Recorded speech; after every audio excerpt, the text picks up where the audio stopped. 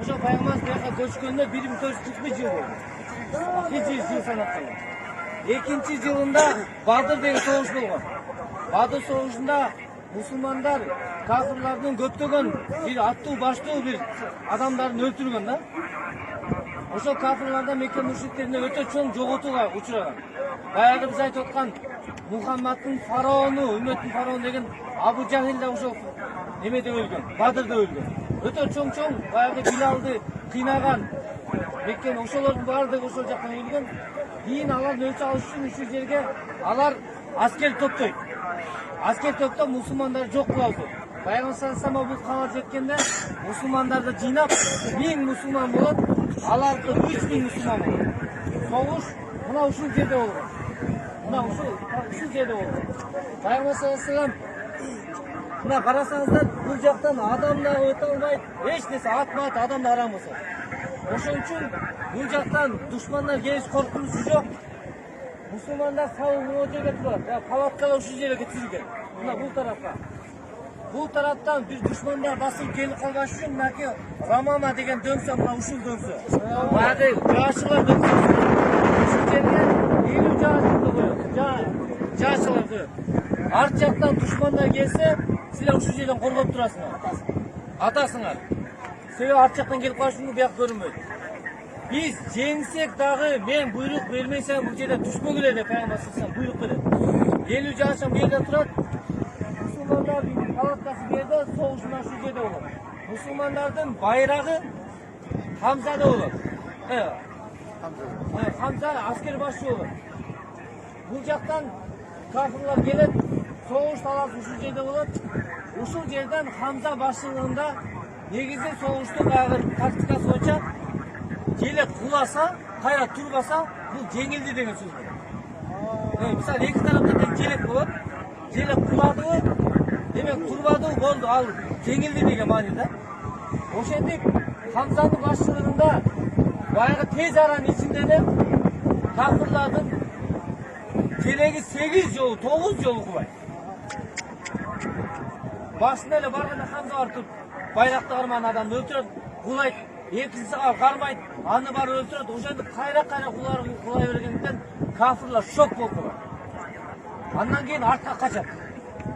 Валид ибн Мугира деген аттары менен тоонун түп тарабында болот. Кире албайт.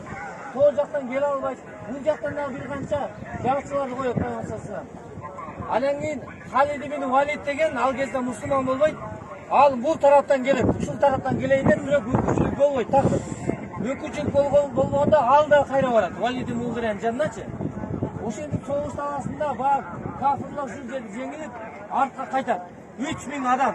Эч качан мусулман менен кафир согушканда санына карап жеңген эмес. Санына карап эч жеңген эмес. Ар дайым Бадыр согушунда дагы бир мусулманга 3төн адам тура келди. Бул жерде дагы 3төн адам тура келди. Бирок артка кайтканда адамдар баары кайтканда олжолор калат. Согушта жеңилгенден кийин анын калган нерсеси колун олжо болуп калат. Бул биздин үммөткө адал, башка үммөттө арам болгон. Кетип баратканда бул жердеги жаашчылар биз болду, жеңдик. Баары олжодон куру калбайлы. Байлыкты биз дагы алып калайлы. Элдин баары ал болбасын деп түшөйүн дегенде 5-6 болсо айтат, пайгамбар түшпөйлү деген. Али согуш бүтсө да пайгамбар буйрук бермесен түшпөйлү десе, эми пайгамбардан айткан сөз ал согушка чейин эле болчу. Согуш бүттү мынакей, жеңилди, баары кетишти дейт. Деп туруп көпчүлүк түшүп кетет ушул болбогон бир олжого байлык азгырды.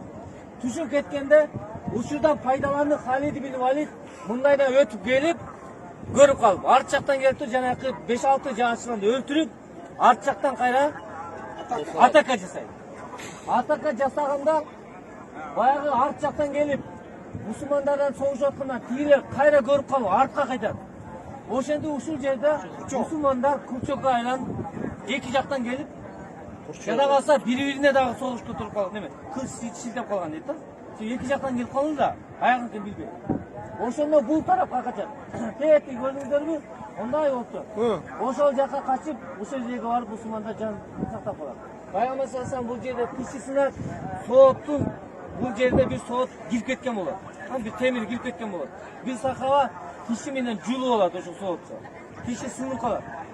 Бул жерде ошо Пайгамбар саллаллаху алейхи вассаламдын бир-эки аялдагы атын эстен чыгып атат, коргон ушул жерде. Мына ушул жерде Ухудка барып, ошол жерге жан сактап калат. Андан кийин мусулмандар ушул жерден жеңилишке учурайт. Андан кийин 70 жакын мусулман шахид болот. Аларды болсо алгач мына могу жерге коюлат. Могу жерге коюлат. Бираз көрдүңүздөрбү, рубиракта.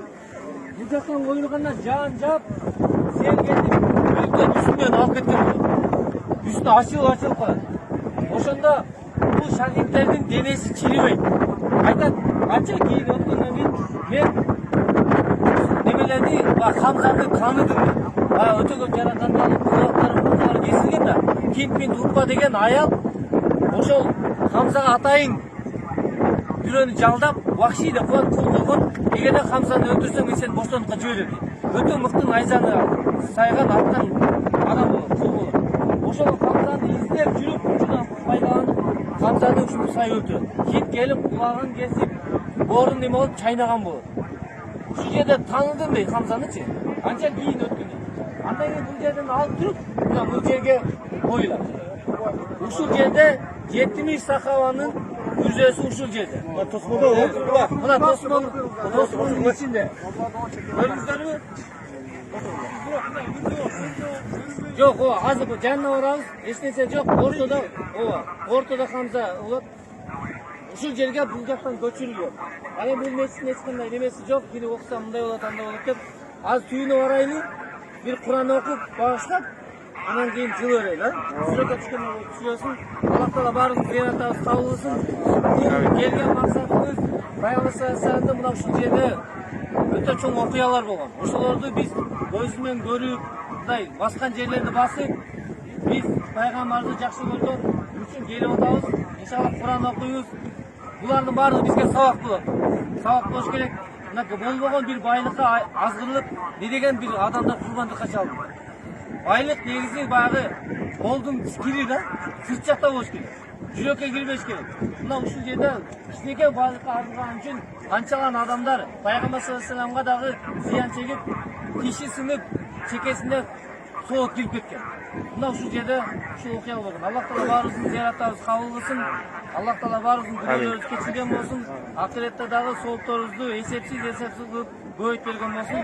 Саллаллаху таала аля хайри Мухаммад ва аля алихи ва асхабиhi ajma'in. Ва ахиру дa'вана алхамдулиллахи rabbil alamin.